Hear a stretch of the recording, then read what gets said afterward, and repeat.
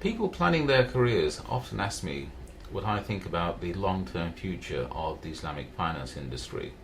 And sometimes policymakers ask me whether this is simply a flash in the pan and the industry, is it going to go away?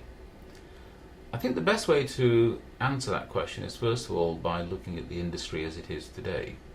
Worldwide, Sharia compliant financial assets are about $700 or $800 billion. Now that's a lot of money, but at the same time we need to recognize that that is less than 1% of total worldwide financial assets. So more than 99% of financial assets worldwide at the moment are conventional assets, not Sharia compliant. Compare that with the population, where between 20 and 25% of the world's people are Muslims, and that gives you a very big paradox. Less than 1% of financial assets compared to maybe 25% of the world's people. Why the big difference? Well, there are two reasons.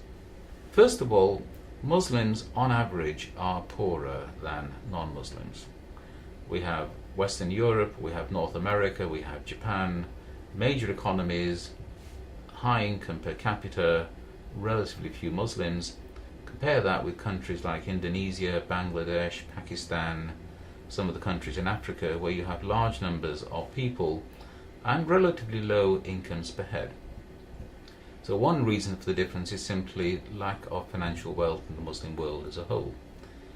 The second reason is that historically most Muslims have been happy to conduct their financial transactions without having Sharia compliant finance. Both of those trends are changing. All around the world, more and more countries are following what I would regard as sensible, pro-growth, pro-business economic policies, liberalizing their economies, improving investment in education so that there is more economic growth in the Muslim world. And gradually I forecast that the Muslim world will start to catch up with Europe, North America, Japan in terms of income per capita.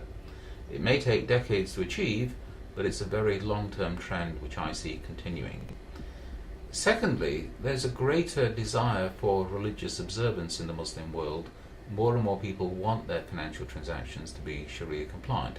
If we look at Indonesia, a few years ago, less than 1% of banking in Indonesia was Sharia compliant.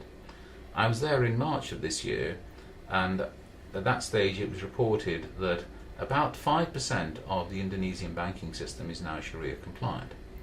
While that means that 95% is still conventional, 5% is a great deal more than the 1% that applied only 2 or 3 years ago.